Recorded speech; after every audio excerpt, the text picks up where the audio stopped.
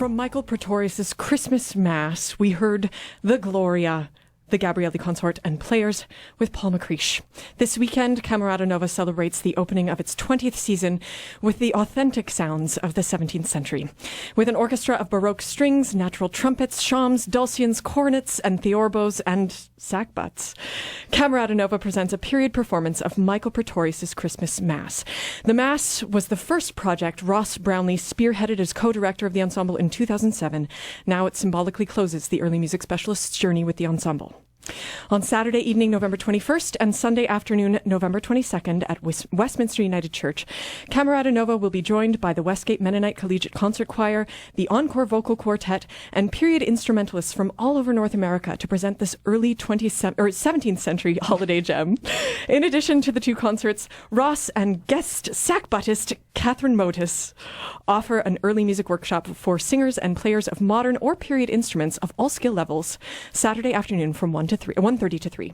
Both Ross and Catherine are now joining us here in the studio to tell us about this weekend's events and introduce us to the sounds of Praetorius's time.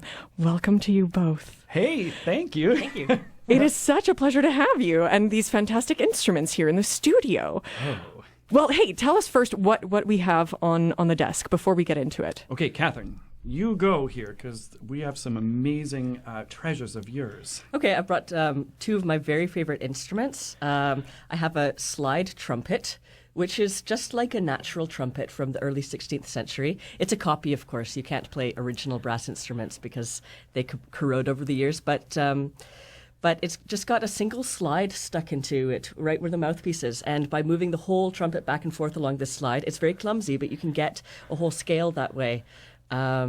Instead of just playing on the harmonic series. You can play a lot more than just fanfares.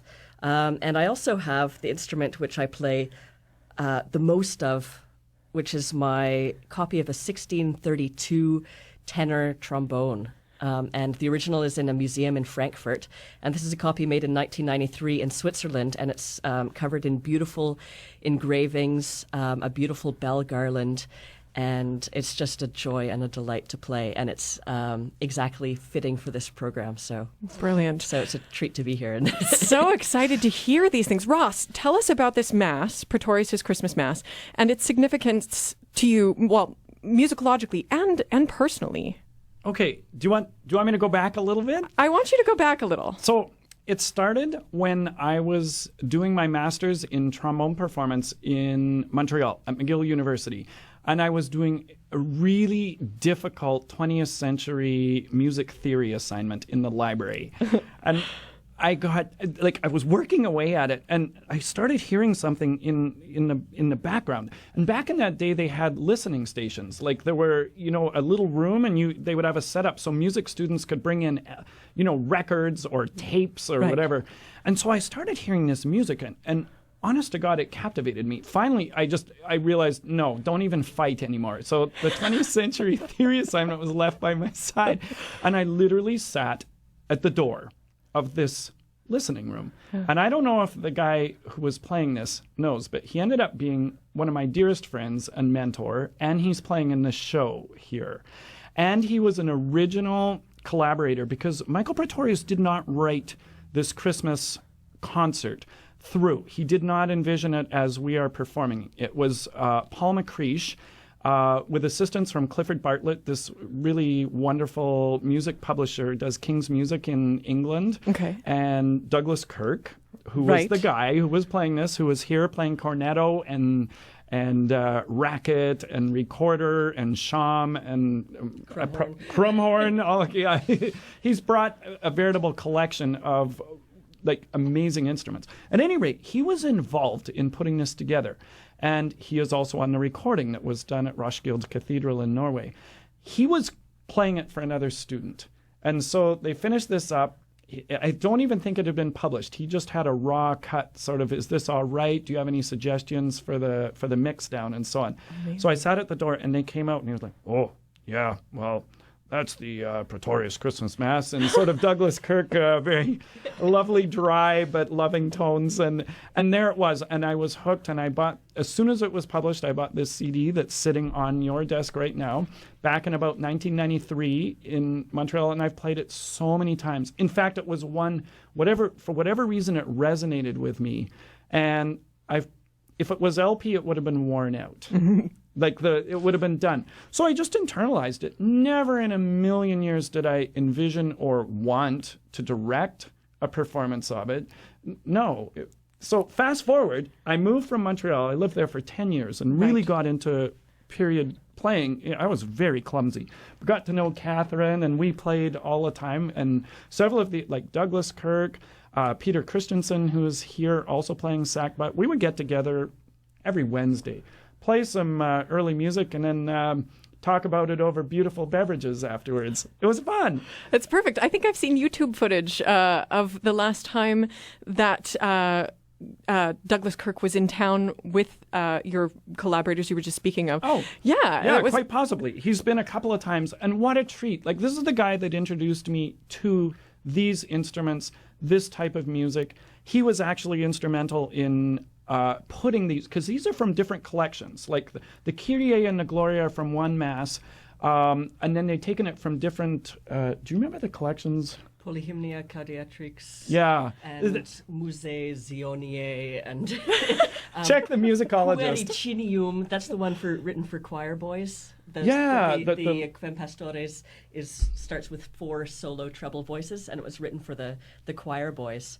So that's from a special collection that's all music for boy trebles and other forces. So fantastic. So I think that these guys, Paul McCreesh and company, probably put together something maybe even cooler than what Praetorius himself envisioned. It really is, it just feels right. Just when it gets super big, there's something gentle, and the instrumental colors are changing all the time because we have all these fantastic wind instruments, brass instruments, the wonderful strings from WSO. I mean, these people work so hard and they're so consummately professional. So they all took off their modern strings and restrung with gut strings. Yeah. Amazing. And they just are, they're beautiful. They're starting the second half with this Paduana by Shine. That's just, it's so perfect. Amazing. Yeah. So you've amassed quite a group to execute this project. And can you tell us where everyone came from? So we have some WSO players. We've got 5 from the WSO. Then we have Camerata Nova is at the core of this. Right. And it's the first one started because Sandy Millet's the chair of the board and just a great lover and supporter of the arts, and always said, okay, let's put all our dreams on the table. Nice. So I went kaplunk, and there it was. and off we went and did it. And that was 2007. That was 2007. And this is the 20th anniversary. And all the shows, and they've been really neat. Fantastic. Like, the opportunities that have happened are amazing. And they just say yes. And we'll make it happen. Both in early and new music. Brand new. Right. Yeah. Amazing. Yeah, I mean, we'll be in the New Music Festival singing together, actually. Which is so great. Yeah, know, right? So fun. It's going to be fantastic. But anyway, for the 20th anniversary, we thought, let's pull this back again. Because of all the shows, this is the one that people say, hey, are you going to do that Praetorius again? That was really cool. So with that 20th anniversary, let's do it. Well, and what a wonderful celebration. So where are your other early musicians from? Yeah, of course. So we have a whole contingent of brass players. There's 3 sackbuts and 2 cornettos. The bulk of them come from Montreal, Catherine being one of them. And then we have Peter Collins playing bass sackbut. He's based in the Toronto area. And then Douglas Kirk is playing cornetto. And Stephen Escher is in, and he's from the San Francisco area. Nice. And then we have the wind players. I mean, it's ridiculous. When you look at the floor under their chairs, it's littered with wood. Like, nobody light a match because it's just unbelievable. They have a family of crumhorns, a family of dulcians, ancient, 17th century bassoons. Right. Of all different sizes. And there's one there that's on a stand is it 8 feet long? The great bass dulcian? I think it's longer. Yeah. It kind of looks like a rocket launcher. Yeah. Aimed right at me. So anyway, they're playing and rackets. We have a family of rackets. So we have David Klausner, who teaches at the University of Toronto, and Dan Stillman come from Boston, and Herbert Myers teaches at Stanford and musicologist there from San Francisco. And Douglas is playing a raft of these as well. Amazing. Yeah, it's pretty cool. This is going to be a Am I fantastic missing? show. Oh, The organist? the organist, Eric. Okay, he's a master. He's like the rock, the solid foundation upon which this all goes. Amazing organist from Montreal, originally from Winnipeg. We have 2 natural trumpets from the symphony. So Paul Great. Jeffrey, Oh. Andrew Littleford are playing. Nice. They've learned natural trumpets. McGill loaned us 2 instruments. Oh my gosh. And Andrew and Paul have learned to play them. Oh, wow. Well, I mean, if Right. anyone can, it's those two. Right? Right. Yes. And Catherine's also playing them. And we have Phil Rukavina from Minneapolis is playing the theorbo. Yeah. Excellent. I got your sign language. With the long neck. Like theorbo's awesome because for people who don't know, it's basically a hybrid between a bass guitar and a lute. Right. And so you can get these fantastic bass notes and then strum and fill in the chords on Right. the high part. So you got it's like your continuo. It's continuo Yeah. with the organ. Yep. Fantastic. So fun. a So subwoofer. I With also a subwoofer. nice. Also, okay, I read somewhere that there's a bit of audience participation. Oh. So for those of us who want to join you on Saturday and Sunday, just let us know what we can Yeah, expect. okay. You expect to sing, and this is really fun. There are 4 carol hymns, like German. They're very accessible. The music's in the program at 4 points throughout. I'm going to turn around, everybody's going to stand, and the audience will be absolutely part. Sometimes it's call and response, so like there'll be a small solo or consort, and then the whole thing, the full orchestra goes, the organ goes, and everybody sings. And we're having a rehearsal 15 minutes prior to each performance. Oh, fantastic. I'm going to have a rehearsal so that everybody is really comfortable, because it's integral to the show that we have this massive audience singing. Right. And it doesn't matter if you read music or not, and it doesn't matter if you read German or not. You can just come, and the idea is that everybody is participatory in this, and we want to have a great time and, give Westminster some, like, sonic fun. That sounds fantastic. Speaking of this sonic fun and some really good singing and rackets. Oh, yes, the racket. So we're going to play another track as a little intermission in our interview today. And tell us about this next track that we are going to hear. Vision leuchtet is so in this piece. As the first Gloria showed, it gets pretty grand. There are some massive moments where there's huge singing, tons of instrumental stuff, but it just pulls back beautifully at times. This is a magical moment. I kind of imagine a quiet winter's evening, perhaps a little snow, perhaps Winnipeg-like actually, a fire going, and it is much gentler. There's a solo choir on the left and a tutti choir, and there are 3 rackets, these buzzy bass instruments. We have one sitting here in front of us, and you will hear them in this concert that go with the tutti choir. So when you hear this buzzy, low sound, you are hearing a racket. Well, how exciting. Once again, from the Gabrielli Consort and players Paul McCreesh, a little bit of Michael Praetorius' Christmas Mass. Another morsel from Michael Praetorius' Christmas Mass, featured on Saturday at 8 p.m. and Sunday at 3 p.m. at Westminster United Church, conducted by Ross Brownlee and performed by Camerata Nova and guests. And in the studio, we have Maestro Brownlee and early music specialist, musicologist, and sackbutist, Catherine Motuz. And so, Catherine, welcome. Thank you. Once again. And so you've been to Winnipeg before. I was here very briefly when I was 13, and I went to the zoo. And then we went and we camped in Brandon. Oh, fantastic. Well, that's great. But your lineage is very Winnipeg-centric. It is, yeah. My on my dad's side, my grandmother was from the Métis tradition. She was French-Canadian, married into the Métis. And my grandfather, Mitro Motuz, was one of the many Ukrainian immigrants in the area. So welcome home, I guess. Thank you. In a way. It's good to get back to my roots. Well, and Ross was saying that you two met in Montreal, and that's where you started playing together. Yep. Okay, excellent. And so you've brought this selection of stuff. We have a slide trumpet, a 17th century trombone. Yeah. Could you call that a sackbut, or this is further forward in history than the sackbut?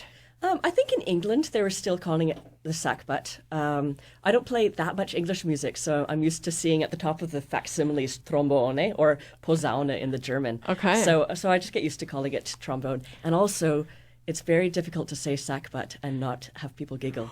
So our own Claudia Garcia de la Huerta, every time I say sackbut, she giggles. So yeah, it's how you great. tell a real sackbut player is we can say it with a straight face. Amazing. So here, let us sample, if you would, Sure. the sounds of this early trombone. Okay, I'll play a little bit of the piece that you just heard because I love it so much. Mm-hmm.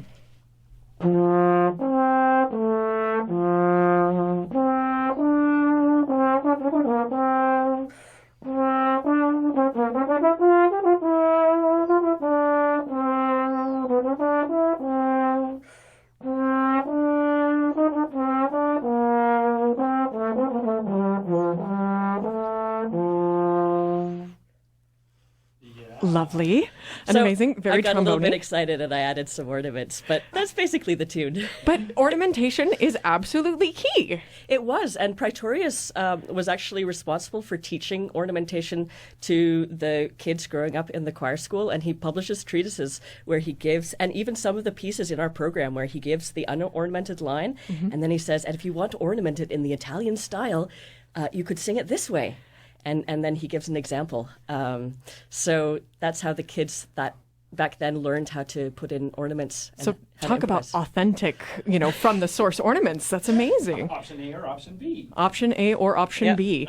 So, and in addition to this old trombone, this ancient trombone, we have a slide trumpet. So tell us a little bit about what you said earlier. You're moving not just the slide, but the whole instrument slides. Yeah, it's. It didn't take that long for them to realize that it was quite awkward. This was invented about 1400. Okay. And the trombone followed quite quickly afterwards in about 1430, maybe, is about the earliest that we think.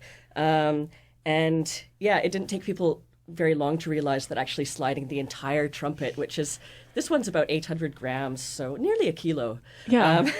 along one little slide is actually quite taxing. So, Yeah. and actually in the show, I'm actually going to just hold it up and crook it to the right pitch and just play fanfares on it. But yeah, it is possible to play a few different notes on it. So would you like a sample? I would love to hear it. So the fanfare version would go.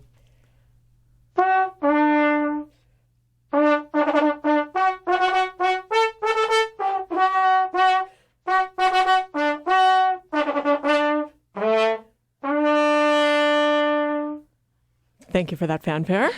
You're welcome. And if I wanted to move the slide, I could play more tunes.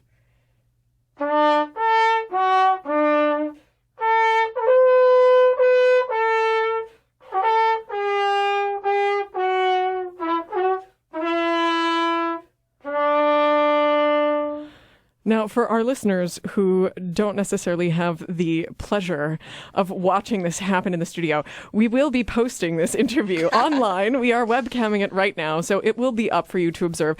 And it will definitely be worth the watch on Saturday and Sunday. Okay, so now that we've had the chance to hear a couple of these instruments, tell us a little bit about the early music workshop that you two are offering on Saturday afternoon at 1:30 until 3. Who can participate? How will it work? Anybody. This is just a little bit of fun for us. And, we've done it a couple of times before when we've had a big show and all these experts come in. We thought, well, give back to the community a little bit. And so what we noticed is people are always interested in the instruments. And we have such a wonderful choral community here in Winnipeg. People want to try this. So it's really an opportunity in a very relaxed setting. We're going to have several of the choir members come out, and we're going to have several of the musicians with their instruments come out.